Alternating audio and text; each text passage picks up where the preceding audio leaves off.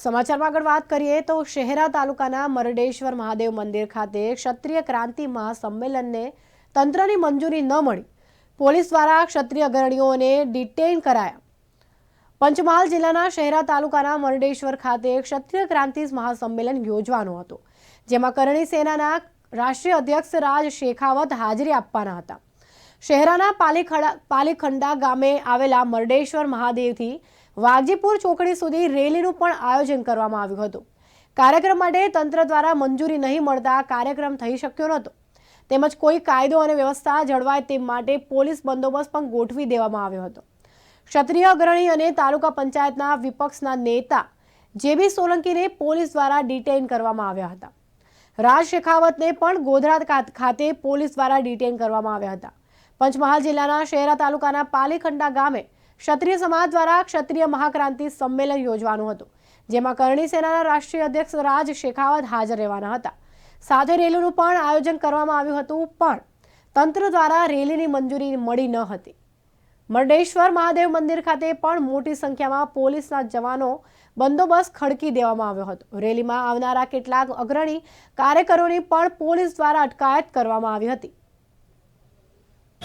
આજરોજ તારીખ 19ના રોજ શહેરા મરડેશ્વર મહાદેવ ખાતે હું હિન્દુ હોય અને કરણી સેના હિન્દુ જ હોય એટલે દર્શન કરવાનો અધિકાર શંકર ભગવાનનો અમારો છે જ। આ મંદિર મરડેશ્વર મહાદેવ જો બનાવ્યું છે એ રાજા મહારાજા ક્ષત્રિય વખતનું બનાવેલું છે, તેમ છતાં અંગ્રેજ શાહી લાવીને પોલીસનો હાથો બનાવીને પોલીસનો કાયદાનો દુરુપયોગ કરીને અમારા દરેક કાર્યકરો પંચમહાલ જિલ્લા, મહીસાગર જિલ્લાના, ખેડા જિલ્લાના ઘણા જ કાર્યકરોને અટકાયત કરી હોય, મારી પણ અત્યારે અટકાયત કરી હોય। તમે જોઈ શકો છો, સ્વખર્ચે ક્ષત્રિય સમાજના અને અન્ય સમાજના વ્યક્તિઓ ખાલી મારી અટકાયત કરી તોય 100 થી 200ની સંખ્યામાં હાલમાં આવ્યા છે।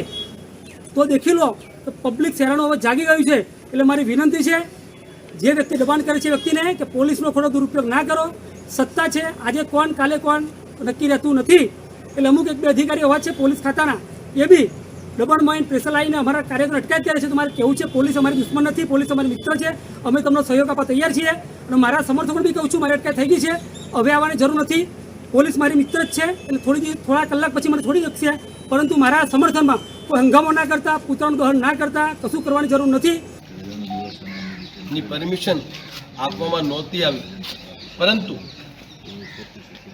શહેરામાં આપણા કાર્યકારી અધ્યક્ષ ની સાથે અન્યાય થયો હતો। એ અન્યાયના ન્યાય માટે આપણે સૌ આજે એમ ભેગા થયા હતા।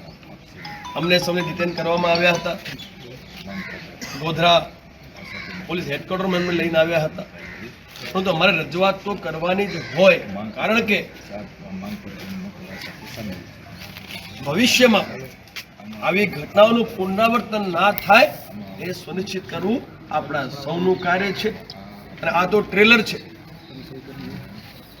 મારે શહેરાના ધારાસભ્યશ્રીને જણાવવાનું છે કે આ તો ટ્રેલર છે। જો ભવિષ્યમાં કોઈ પણ ક્ષત્રિય વ્યક્તિ સાથે રાજકીય કિન્નાખોરી રાખી અને અત્યાચાર કરવામાં આવશે તો આ વખતે જવાબ બીજી ભાષામાં આપવા માટે અમે આવીશું, રોકી નહીં શકો તમે। રાઠોડ સાહેબને માન સન્માન આપીએ છીએ, પોલીસ પ્રશાસનને માન સન્માન આપીએ છીએ અને ઘર્ષણ નથી કરી રહ્યા અમે લોકો। બાકી શહેરામાં અમને આવવામાં રોકવા માટે તમે કોઈને પણ લેતા અમે નહીં રોકવાના। બહુ મોટી સંખ્યા છે ગુજરાતમાં, કરણી સેનાના કરણી સૈનિકોની સંખ્યા ઓછી નથી। એટલે મારી વિનંતી છે આપશ્રીને, ધારાસભ્યશ્રીને અને ગુજરાતમાં પણ તમામ રાજકીય વગ ધરાવતા તમામ લોકોને મારી વિનંતી છે કે આપ કોઈ પણ વ્યક્તિને હેરાન પરેશાન ના કરો।